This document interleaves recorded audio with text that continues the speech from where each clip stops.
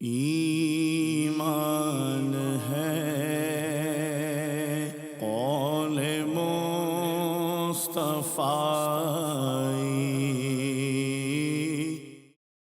الحمد للہ رب العالمین والصلاة والسلام علی سید الانبیاء والمرسلین، اما بعد فاعوذ باللہ من الشیطان الرجیم، بسم اللہ الرحمن الرحیم۔ الصلاة والسلام علیک یا رسول اللہ وعلی آلک واصحابک یا حبیب اللہ۔ الصلاة والسلام علیک یا نبی اللہ وعلی آلک واصحابک یا نور اللہ۔ نبی محترم شفیع معظم صلی اللہ تعالیٰ علیہ وآلہ وسلم کی مبارک سیرت پر ہمارا درس سیرت جاری ہے، جس میں امام عبدالغنی ابن عبدالواحد المقدسی رحمۃ اللہ تعالیٰ علیہ کی کتاب مختصر سیرت النبی صلی اللہ علیہ وسلم و اصحابہ العشرہ، اس حوالے سے ہم اس کا درس ہمارا جاری ہے، سن رہے ہیں الحمدللہ۔ پچھلا جو سبق تھا، درس تھا ہمارا، اس میں ہم نے نبی پاک صلی اللہ علیہ وسلم کے جو مبارک جانور تھے، آپ کے گھوڑے، آپ کی اونٹنیاں، آپ کے اونٹ، آپ کے پاس جو بکریاں تھیں، جو خچر تھا، اس حوالے سے پیچھے گفتگو گزری تھی۔ ان کے مختلف جو نام تھے وہ بھی مصنف علیہ الرحمٰن نے ذکر کیے۔ اب آگے نبی پاک صلی اللہ علیہ وسلم کے کچھ سامان کا، بالخصوص جو آپ علیہ السلام کے پاس نیزے، تلواریں اور اسی طرح ڈھال، کمان، یہ چیزیں جو موجود تھیں، ان کا تذکرہ مصنف علیہ الرحمٰ یہ کر رہے ہیں۔ یہاں ایک تو یہ بات کہ نبی پاک صلی اللہ علیہ وسلم کی جو عمومی استعمالی اشیاء ہوتی تھیں، یا آپ علیہ السلام عام طور پر جو چیزیں استعمال فرماتے تھے، ایک تو مبارک عادت یہ تھی کہ ان کے نام رکھا کرتے تھے۔ جیسے پیچھے ہم نے آپ علیہ السلام کی سواریوں کے نام بھی سنے تھے، اور آپ علیہ السلام کی مختلف بکریوں کے نام بھی ذکر کیے ہوئے تھے، اونٹنیوں کے نام بھی مذکور تھے۔ اسی طرح یہ جو سامان ہے استعمال کا، اس کے بھی نبی پاک صلی اللہ علیہ وسلم نے مختلف نام رکھے ہوئے تھے۔ یہ عادت مبارکہ تھی آپ علیہ السلام کی، یقیناً اس کے اندر برکتیں بھی ہیں، اور دوسرا یہ کہ اشیاء کی پہچان بھی اس کے ذریعے سے رہتی ہے۔ دوسری بات یہ کہ مصنف علیہ الرحمٰ نے چونکہ اختصار کے ساتھ یہاں پر گفتگو کی ہے، یعنی پوری کتاب کے اندر آپ کا جو مقصود ہے وہ بہت زیادہ ڈیٹیل کو بیان کرنا نہیں ہے، آپ نے صرف جو بنیادی معلومات ہے ان کا تذکرہ اس مقام پر کیا ہے۔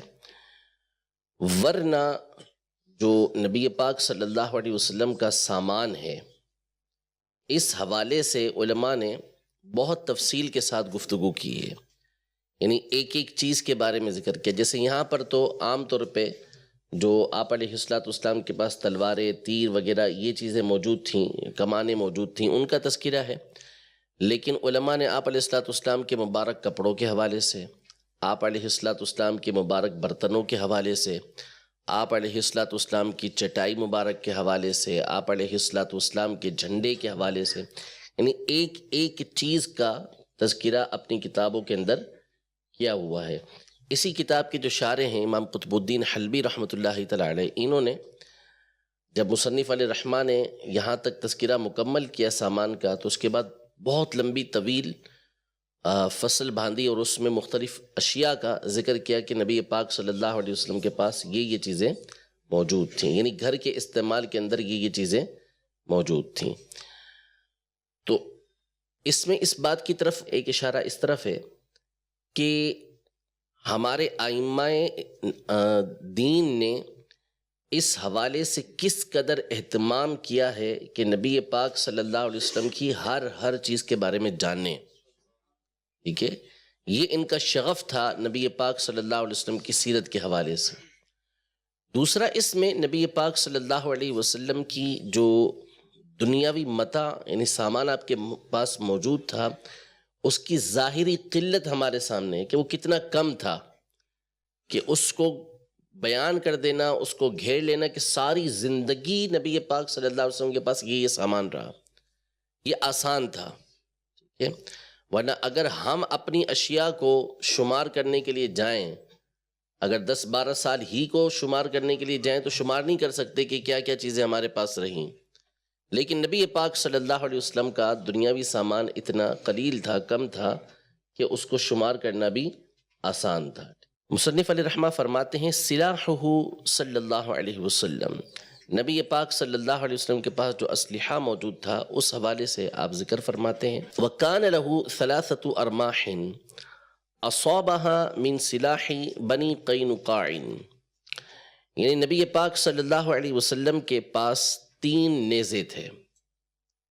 نیزے آپ سمجھتے ہیں کہ آپ علیہ السلام کے پاس 3 نیزے تھے جو آپ کو بنو قینقاع سے، یعنی جو اس کا جو غزوہ ہوا تھا وہاں سے آپ علیہ السلام کو یہ 3 نیزے حاصل ہوئے تھے. وَثَلَاثَةُ قِسِيٍّ، آپ علیہ السلام کے پاس 3 کمانیں تھیں، یعنی جس میں تیر رکھ کر چلاتے ہیں، کمان جو ہوتی ہے وہ آپ علیہ السلام کے پاس 3 تھیں. قوس اسمہا الروحاء، ایک کمان تھی جس کا نام تھا روحا، وقوس شوحت، اور دوسری جو کمان تھی وہ شوحت تھی. شوحت بولتے ہیں ایسے درخت کو کہ جس کے اندر کانٹے ہوا کرتے ہیں، یعنی کانٹے دار درخت کی بنی ہوئی یہ کمان آپ علیہ السلام کے پاس موجود تھی، تو اس کو شوحت بھی کہا جاتا تھا. وقوس صفراء تدعى الصفراء، اور ایک آپ علیہ السلام کے پاس کمان تھی جس کو صفرا کہا جاتا تھا، جس کو صفرا کہا جاتا تھا. وَكَانَ لَهُ تُرْسٌ فِيهِ تِمْثَالُ رَأْسِ كَبْشٍ فَكَرِهَ مَكَانَهُ فَأَصْبَحَ وَقَدْ أَذْهَبَهُ اللَّهُ عَزَّ وَجَلَّ، یعنی آپ علیہ السلام کے پاس ایک ڈھال تھی. ڈھال سمجھتے ہیں نا، جس کے ذریعے سے جنگوں کے دوران دفاع کیا جاتا تھا. پہلے جب تلواروں سے جنگ ہوتی تھی تو اس وقت ان ڈھالوں کے ذریعے دفاع کرتے تھے. یہ ڈھال موجود تھی تو اس میں ایک مینڈھے کی تصویر بنی ہوئی تھی، مینڈھے کی تصویر بنی ہوئی تھی، یعنی اس کی شبیہ بنائی ہوئی تھی. تو چونکہ نبی پاک صلی اللہ علیہ وسلم یہ جو تصویر ہوتی ہے اس کو پسند نہیں کیا کرتے تھے، وہ شدید ناپسند کرتے تھے تصاویر کو. تو جب نبی پاک صلی اللہ علیہ وسلم نے اس کو ناپسند کیا تو ایک صبح جب آپ علیہ السلام بیدار ہوئے، اٹھے، تو اللہ پاک نے وہ جو ڈھال موجود تھی آپ علیہ السلام کے پاس اس پر سے اس تصویر کو مٹا دیا تھا. تصویر اس پر سے ختم ہو چکی تھی کیونکہ نبی پاک صلی اللہ علیہ وسلم نے اس کو ناپسند کیا تھا. وَكَانَ سَيْفُهُ ذُو الْفِقَارِ تنفله يوم بدر وهو الذي رأى فيه الرؤيا يوم أحد وكان لمنبه بن الحجاج السہمي، یعنی نبی پاک صلی اللہ علیہ وسلم کے پاس ایک تلوار تھی جس کو ذوالفقار کہا جاتا تھا.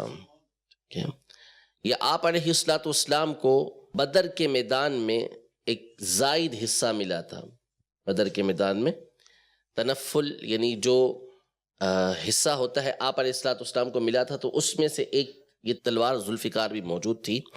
اور اسی کے بارے میں جنگ احد ہوئی تھی جس میں 2 طرح کے خواب موجود ہے کہ نبی پاک صلی اللہ علیہ وسلم کو خواب میں دیکھا تھا کہ تلوار لگی ہوئی ہے سینے میں، پھر اس کے بعد مسلمان مجتمع ہوئے ہوئے ہیں. ایک طویل خواب ہے، اس کی ڈیٹیل ہے کہ جس میں جنگ بدر اور جنگ احد کی طرف اشارے موجود تھے اور اس کے بعد مسلمانوں کا مجتمع ہونا موجود تھا. تو اسی تلوار کے حوالے سے نبی پاک صلی اللہ علیہ وسلم نے خواب بھی دیکھا تھا. یہ منبہ بن حجاج السہمی کی تلوار تھی جہاں سے نبی پاک صلی اللہ علیہ وسلم کو یہ حاصل ہوئی تھی. ایک یہ مشہور و معروف تلوار ہے، یہی مولا کائنات مولا مشکل کشا رضی اللہ تعالیٰ عنہ کے پاس موجود تھی، اور یہی پھر آپ کی اولاد حضرت سیدنا امام حسین رضی اللہ تعالیٰ عنہ اور دیگر کے پاس آئی، جس کے بارے میں مشہور ہے لا سیف الا ذوالفقار، لا فتح الا علی لا سیف الا ذو الفقار، کہ مرد علی ہی ہیں اور تلوار جو ہے وہ ذو الفقار ہی ہے۔ وَأَصَابَ مِن سِلَاحِ بَنِي قَيْنُقَاعٍ ثَلَاثَةَ أَسْيَافٍ سَيْفٌ قُلَعِيٌّ وَسَيْفٌ يُدْعَى بَتَّارًا وَسَيْفٌ يُدْعَى الْحَتْفَ۔ مزید 3 تلواروں کا ذکر کرتے ہیں کہ بنو قینقاع کے غزوے سے آپ علیہ السلام کو یہ 3 تلواریں حاصل ہوئی تھیں۔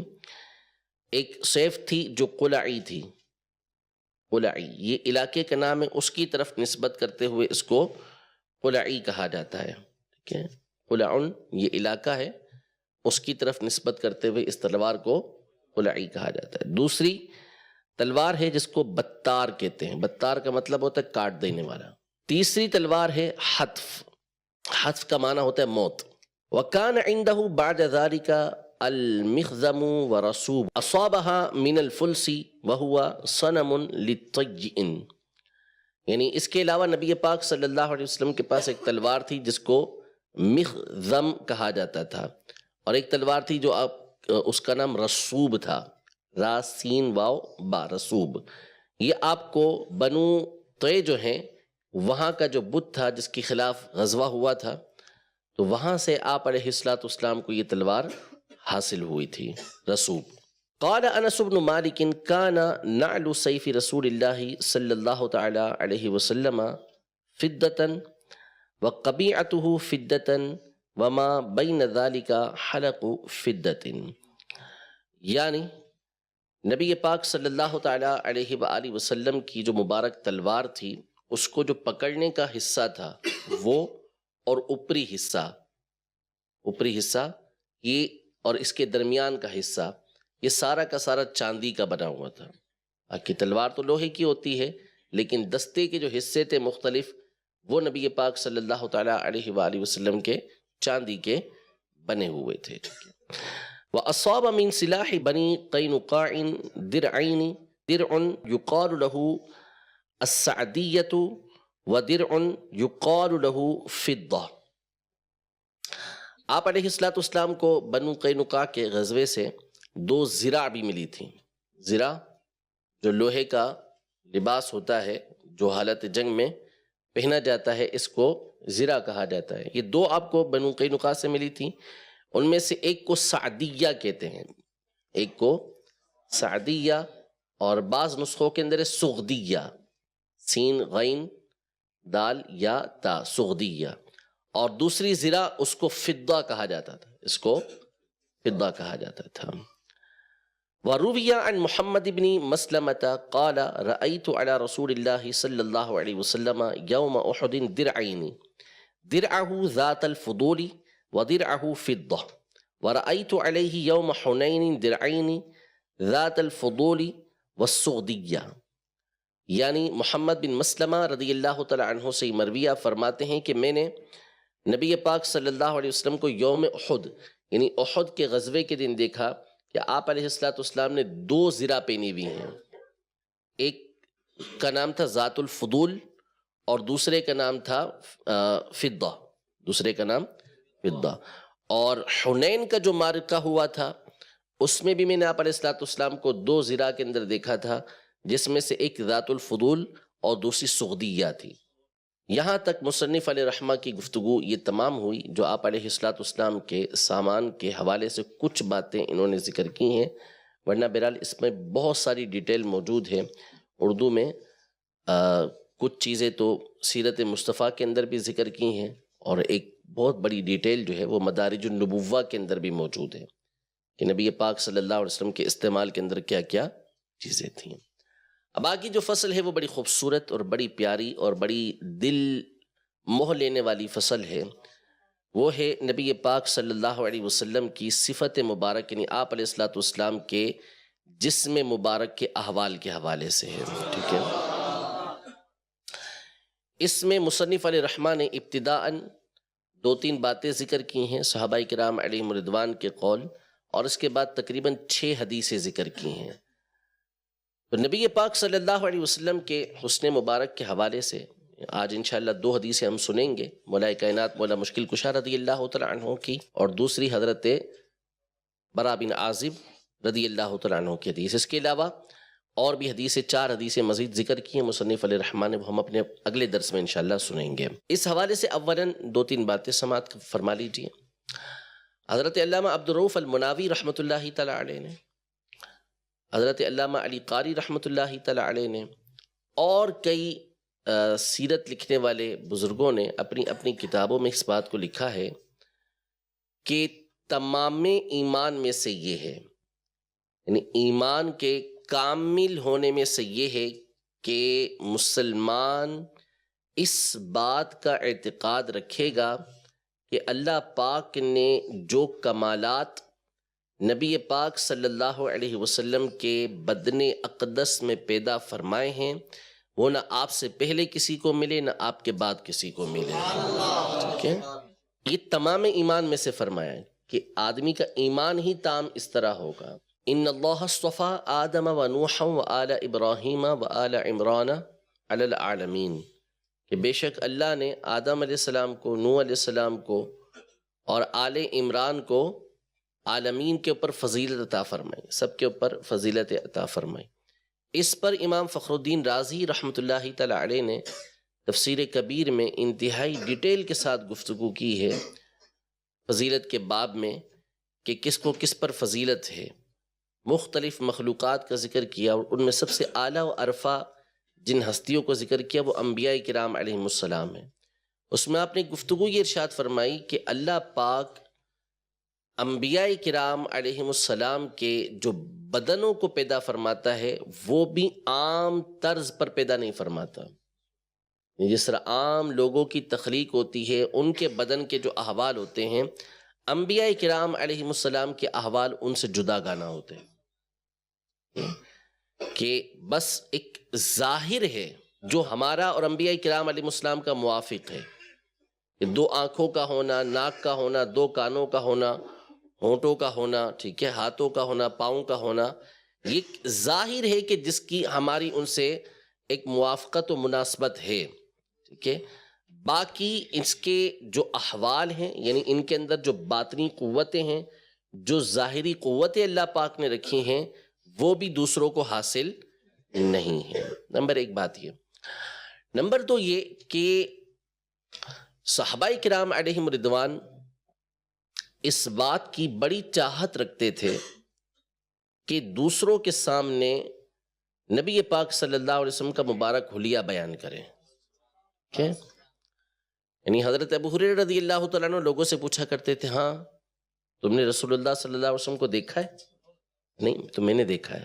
لوگ کہتے تھے بتائیے پھر ہمیں نبی پاک صلی اللہ علیہ وسلم کیسے تھے، تو پھر وہ نبی پاک صلی اللہ علیہ وسلم کا حلیہ بیان کرتے تھے. ٹھیک ہے، حضرت عامر بن واثلہ رضی اللہ تعالیٰ عنہ جو سب سے آخری صحابی ہیں، انتقال سب سے آخر میں ان کا ہوا، حج کے موقع پہ کھڑے ہوئے اور کہا کہ روئے زمین پر فقط آج میں موجود ہوں کہ جس نے نبی پاک صلی اللہ علیہ وسلم کو دیکھا ہوا ہے.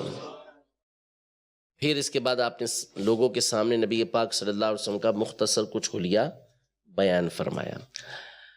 بہت سارے صحابہ کرام علیہم رضوان نے نبی پاک صلی اللہ علیہ وسلم کے مبارک حلیے کو بیان فرمایا ہے، لیکن ان میں 3 ہستیوں کا جو نام ہے وہ بالخصوص موجود ہے کہ ان کا جو بیان کردہ حلیہ ہے وہ سب سے زیادہ معروف ہے اور سب سے زیادہ ڈیٹیل کے ساتھ ان تینوں نے بیان کیا ہے. نمبر 1 حضرت سیدنا مولا کائنات مولا مشکل کشا علی المرتضیٰ کرم اللہ تعالی وجہہ الکریم. دوسرے حضرت ہند بن ابی حالہ رضی اللہ تعالی عنہ جو حضرت سیدہ خدیجہ رضی اللہ تعالی عنہا کے بیٹے تھے.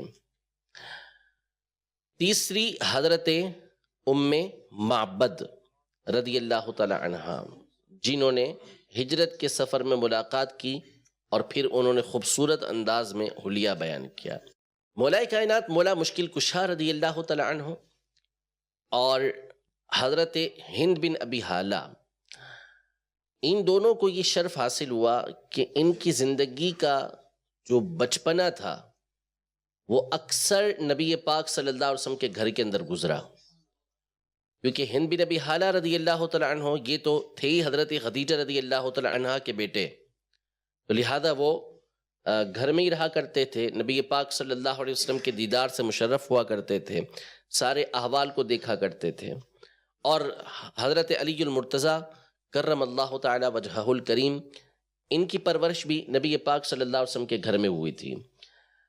تو چھوٹی عمر کے اندر بندہ بہت تفصیل کے ساتھ دیکھ بھی لیتا ہے، اور بعض اوقات جو بڑے ہوتے ہیں ان کو کچھ معاملات کے اندر جھجک ہوتی ہے، جو چھوٹی عمر کے اندر بندہ آرام سے وہ معاملات دیکھ سکتا ہے۔ یعنی نبی پاک صلی اللہ علیہ وسلم کا دیدار کرنا، آپ علیہ الصلوۃ والسلام کی زیارت کرنا، صحابہ کرام علیہم رضوان کی ایک تعداد تھی کہ جب نبی پاک صلی اللہ علیہ وسلم تشریف لاتے تھے تو وہ اپنی نگاہوں کو جھکا لیتے تھے، بعض اوقات ٹک ٹکی باندھ کے دیکھتے تھے، لیکن اکثر آنکھوں کو جھکا لیتے تھے، ٹھیک ہے، سوائے شیخین کے، سیدنا ابو بکر صدیق رضی اللہ تعالیٰ عنہ اور حضرت عمر رضی اللہ تعالیٰ عنہ، یہ نبی پاک صلی اللہ علیہ وسلم کو دیکھتے اور نبی پاک صلی اللہ علیہ وسلم ان کو دیکھتے، دونوں ایک دوسرے کو دیکھ کے مسکرایا کرتے تھے۔ تو یہ ایک الگ معاملہ ہے، لیکن حضرت علی رضی اللہ تعالیٰ عنہ یہ بچپن سے نبی پاک صلی اللہ علیہ وسلم کو دیکھتے ہوئے آئے۔ اسی طرح حضرت ہند بن ابی حالہ رضی اللہ تعالیٰ عنہ یہ بھی بچپن سے دیکھتے ہوئے آئے، تو انہوں نے انتہائی تفصیل کے ساتھ نبی پاک صلی اللہ علیہ وسلم کا مبارک حلیہ بیان کیا ہے۔ ام معبد رضی اللہ تعالیٰ عنہ، ان کو تو اللہ پاک نے کمال ایک ملکہ عطا فرمایا کہ انہوں نے ہجرت کے دوران نبی پاک صلی اللہ علیہ وسلم کی زیارت کی، اور اس کے بعد انتہائی خوبصورتی کے ساتھ نبی پاک صلی اللہ علیہ وسلم کا مبارک حلیہ بیان کیا، وہ بھی مصنف علیہ رحمہ آگے چل کے ذکر کر رہے ہیں۔ یہاں سے مصنف علیہ رحمہ امام عبد الغنی ابن عبد الواحد المقدسی رحمۃ اللہ تعالی علیہ نبی پاک صلی اللہ علیہ وسلم کے مبارک حلیے کو بیان فرما رہے ہیں۔ سب سے پہلے ذکر کرتے ہیں فصل فی صفتہ، نبی پاک صلی اللہ تعالی علیہ وآلہ وسلم کے مبارک حلیے کے حوالے سے یہ فصل ہے۔ فرماتے ہیں رویہ عن انس بن مالک رضی اللہ تعالی عنہ قال کان ابو بکر الصدیق رضی اللہ تعالی عنہ اذا رأى النبی صلی اللہ علیہ وسلم مقبلا یقول امین مصطفى بالخیر یدعو کضوء البدر زایلہ الظلام، یعنی حضرت انس بن مالک رضی اللہ تعالی عنہ روایت کرتے ہیں کہ حضرت ابو بکر صدیق رضی اللہ تعالی عنہ جب نبی پاک صلی اللہ تعالی علیہ وآلہ وسلم کو آتا ہوا دیکھتے کہ کہیں سے تشریف لا رہے ہیں، دور سے زیارت کرتے، تو آپ یہ شعر پڑھا کرتے تھے کہ امین مصطفیٰ بالخیر یدعو، وہ ذات آ رہی ہے کہ جو امین ہے، امانت دار ہے، مصطفیٰ مصطفیٰ ہیں یعنی چنے ہوئے ہیں، اللہ پاک نے ان کو چن لیا ہے، پسند کیا ہے، اختیار فرمایا ہے، خیر کی طرف بلاتے ہیں، بھلائی کی طرف بلاتے ہیں۔ یہ تو 14ویں رات کے اس چاند کی روشنی کی طرح ہے کہ جس سے سیاہی دور ہوتی ہے، ٹھیک ہے، جس سے سیاہی، جس سے تاریکی، جس سے اندھیرا دور ہوتا ہے، یہ ایسے ہیں، ٹھیک ہے۔ جب بھی نبی پاک صلی اللہ علیہ وسلم کو دور سے آتا ہوا دیکھتے تو آپ رضی اللہ تعالیٰ عنہ یہ شعر پڑھا کرتے تھے۔ کوئی چیز بھی نبی پاک صلی اللہ علیہ وسلم کی مثال نہیں ہو سکتی ہے، لیکن ہر چیز کو سمجھانے کے لیے نبی پاک صلی اللہ علیہ وسلم کا بھی طریقہ کار یہ تھا کہ قریب ترین چیزوں کے ذریعے سمجھایا کرتے تھے کہ جس سے بات سمجھ آ سکے۔ تو ہمارے یہاں حسن کے اندر جو مثال دی جاتی ہے وہ 14ویں رات کے چاند کی دی جاتی ہے، یعنی کسی کی خوبصورتی بیان کرنا ہو یا کسی کو شیخی مارنا ہو تو وہ مثال کس کے ساتھ دیتا ہے؟ 14ویں رات کا چاند۔ ماں بھی بولتی ہے تو اپنے بیٹے کو کیا بولتی ہے؟ میرا چاند، ٹھیک ہے۔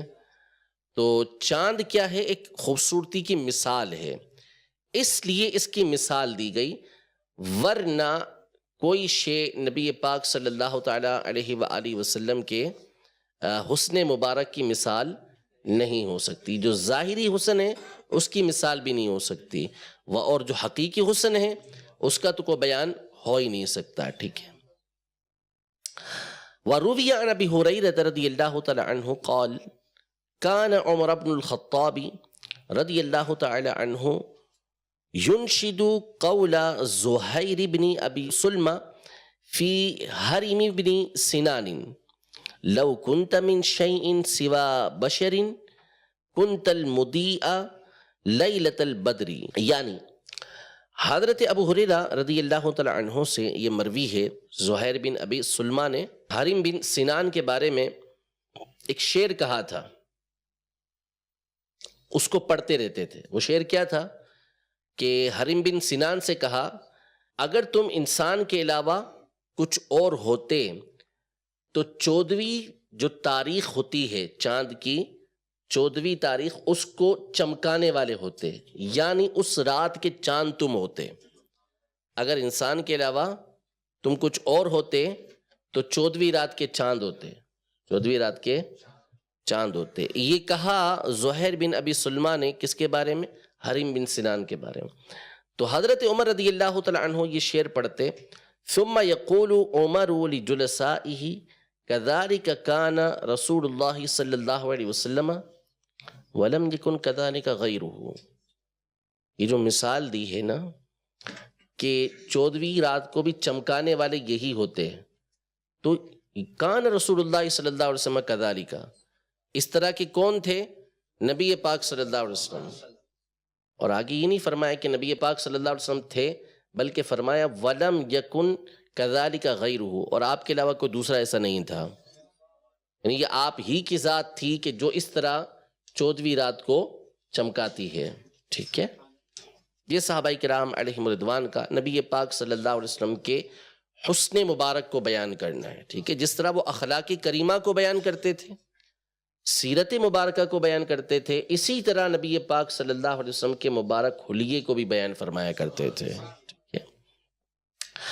وعن علی بن ابی طالب رضی اللہ تعالی عنہ قال، حضرت سیدنا علی بن ابی طالب رضی اللہ تعالی عنہ فرماتے ہیں، کان رسول اللہ صلی اللہ علیہ وسلم ابیض اللون مشربا حمرتا. یعنی رسول اللہ صلی اللہ علیہ وسلم گورے گورے رنگ والے تھے جس میں سرخی ملی ہوئی تھی، سرخی ملی ہوئی تھی. میں پہلے بھی اس کو بیان کر چکا ہوں آپ کے سامنے کہ سرخی جو ملی ہوتی ہے وہ دنیا کے اندر خوبصورت ترین کلر کہلاتا ہے، جبکہ آخرت کے اندر جب زردی مل کے رنگ کے اندر چمک پیدا ہوتی ہے، گولڈن کلر محسوس ہوتا ہے، وہ آخرت کا خوبصورت رنگ ہے. اور اللہ پاک نے نبی پاک صلی اللہ علیہ وسلم کو دنیا میں ہی یہ دونوں کلر عطا فرمائے تھے. ٹھیک ہے، مشرباً حمرتاً، آپ علیہ السلام کی اس گوری گوری رنگت کے اندر سرخی ملی ہوئی تھی. ادعج العینین، نبی پاک صلی اللہ علیہ وسلم کی مبارک آنکھیں بڑی بڑی تھیں. ٹھیک ہے، بڑی بڑی سے مراد یہ نہیں کہ بہت زیادہ بڑی، بلکہ حد توسط کے اندر، اعتدال کے اندر تھی. جو بڑی آنکھیں خوبصورت معلوم ہوتی ہیں ویسی بڑی آنکھیں، ایک تو ہوتا ہے پھٹا دیدہ، یعنی بالکل جس کی آنکھیں بہت بڑی ہو جائیں تو وہ بعض اوقات پسندیدہ نہیں ہوتی، اور بعض اوقات چندھیائی بھی چھوٹی چھوٹی سی آنکھیں ہوتی ہیں وہ بھی پسندیدہ نہیں ہوتی، اور بعض اوقات آنکھیں بالکل اعتدال کے اندر بڑی ہوتی ہیں وہ آنکھیں پسندیدہ ہوتی ہیں. تو آپ علیہ السلام کی یہ آنکھیں حد اعتدال کے اندر بڑی تھیں اور اس میں سرما لگا ہوا محسوس ہوتا تھا. سرخ رنگ کے جو دھاگے تھے، ڈورے تھے، اس کے اندر پیرتے ہوئے محسوس ہوا کرتے تھے، حالانکہ آپ علیہ السلام نے اس وقت سرما نہیں لگایا ہوا ہوتا تھا. ٹھیک ہے، جو ان آنکھوں کو دیکھتا تھا ان پر وارفتہ ہو جایا کرتا تھا. ثبیت الشعری کث اللحیتی ذا وفرت، نبی پاک صلی اللہ تعالی علیہ وآلہ وسلم کے جو مبارک بال تھے وہ نہ تو بالکل سیدھے تھے اور نہ ہی بالکل مڑے ہوئے، گھنگریالے بال بھی نہیں تھے اور بالکل سیدھے بال بھی نہیں تھے، معمولی سا کرو لیے ہوئے تھے. یعنی زلفیں اگر ہلکی سی مڑی ہوئی ہو نا پیچھے سے بال تو وہ بہت خوبصورت لگتے ہیں. ٹھیک ہے، اور ایک بال ہوتے ہیں کہ جو بالکل سیدھے ہوتے ہیں، جیسے بہت سو کے آپ نے دیکھے ہوں گے بالکل سیدھے لمبے بال ہوتے ہیں، اور بعض جو ہوتے ہیں ان کے بہت زیادہ گھنگریالے بال ہوتے ہیں. ٹھیک ہے، بالکل ملے ہوئے بال ہوتے ہیں، مڑے ہوئے بال ہوتے ہیں. یہ دونوں نہیں تھے، بلکہ سیدھے بھی نہیں تھے اور بالکل گنگریالے بھی نہیں تھے، بلکہ ہلکا سا کرو لیے ہوئے نبی پاک صلی اللہ علیہ وسلم کے یہ مبارک بال تھے. ٹھیک ہے. داڑھی مبارک بہت گھنی تھی آپ علیہ الصلوۃ والسلام کی، بال مبارک آپ کے گھنے تھے. دقیق المسربتی کأن عنقہ ابریق فدۃ من لبتہ الی سرتہ شعر یجری کالقضیب لیس فی بطنہ ولا صدرہ شعر غیرہ. یعنی نبی پاک صلی اللہ علیہ وسلم کی جو مبارک گردن تھی یہ ایسی تھی کہ گویا کہ چاندی کی سراہی ہو، چاندی کی سراہی ہو. اور آپ علیہ الصلوۃ والسلام کے مبارک سینے سے لے کر ناف تک بالوں کی ایک لکیر تھی، بالوں کی لکیر تھی. اس کے علاوہ آپ علیہ الصلوۃ والسلام کے سینہ مبارکہ پر، پیٹ مبارکہ پر، ان حصوں کے اوپر کوئی بال نہیں تھے. صرف سینے سے لے کر ناف تک بالوں کی ایک لکیر نبی پاک صلی اللہ علیہ وسلم کی جایا کرتی تھی، سیدھی بالکل ایک. ٹھیک ہے. جیسے ایک لکڑی ہوتی ہے، بانس ہوتا ہے جس طرح سیدھا، اس کو مثال دے کے سمجھائے کہ اس طرح سیدھے بالوں کی ایک لکیر نبی پاک صلی اللہ علیہ وسلم کے مبارک سینے پر موجود تھی. باقی نہ اس کے علاوہ آپ کے پیٹ مبارک پر بال تھے اور نہ ہی آپ علیہ الصلوۃ والسلام کے سینے مبارکہ پر بال تھے. شثن الکف والقدم، نبی پاک صلی اللہ تعالی علیہ وآلہ وسلم کے جو مبارک ہاتھ تھے اور پاؤں کی ایڑیاں تھیں مضبوط تھیں. یہ کیا تھیں؟ مضبوط. مبارک ہاتھوں کے حوالے سے یہ لکھا، جیسا کہ حضرت انس رضی اللہ تعالی عنہ کی حدیث مبارکہ ہے کہ آپ فرماتے ہیں کہ میں نے کوئی موٹا ریشم اور پتلا ریشم نبی پاک صلی اللہ علیہ وسلم کی مبارک ہتھیلی سے نرم و ملائم نہیں چھوا. ٹھیک ہے. تو یہ آپ علیہ الصلوۃ والسلام کے جسم مبارک کا کمال تھا کہ ویسے اگر کوئی ہاتھ لگاتا تو نرم و ملائم ہاتھ تھا، لیکن جس چیز کو نبی پاک صلی اللہ علیہ وسلم پکڑ لیں تو پھر کسی میں جرت نہیں تھی کہ اس کو چھڑا سکے. اس اعتبار سے آپ کے ہاتھ مبارک کو فرمایا کہ یہ سخت تھے. ٹھیک ہے. ٹھیک ہے. شثنل کہتے ہیں کھردرا پن کو، سختی کو بولتے ہیں. لیکن یہ کب؟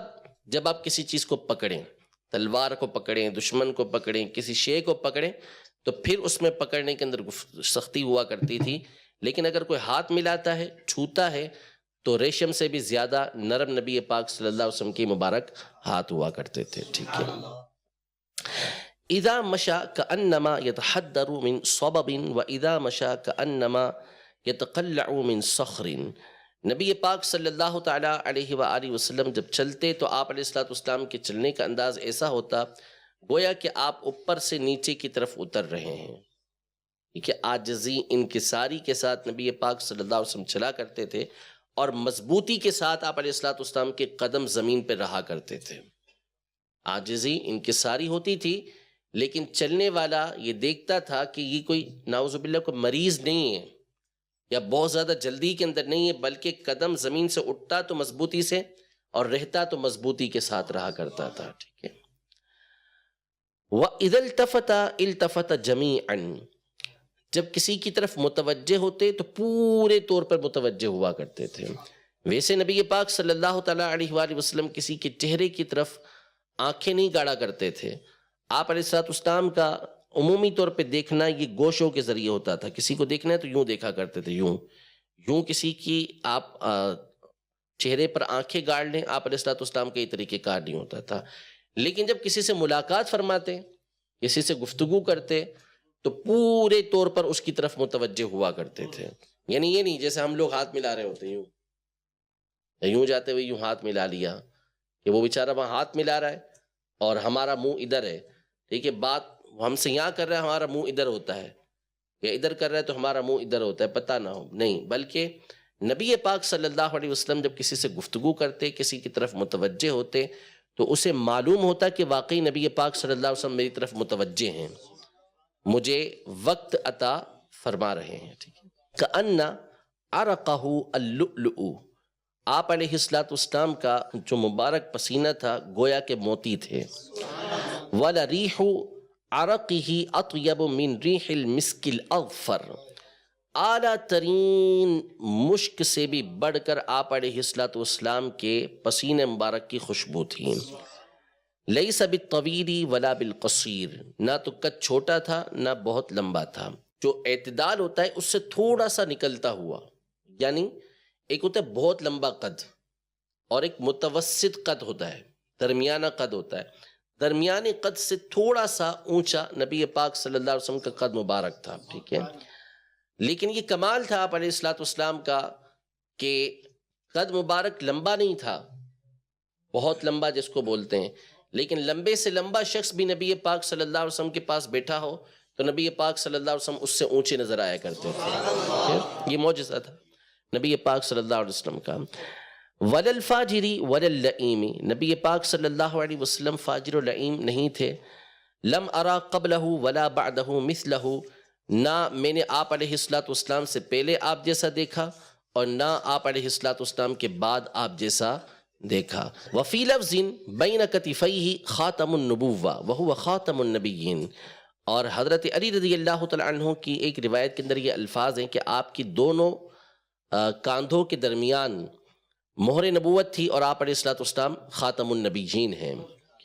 اجود الناس کفن، کھلے ہاتھ والے تھے نبی پاک صلی اللہ علیہ وسلم، بہت زیادہ لوگوں میں سخاوت کیا کرتے تھے.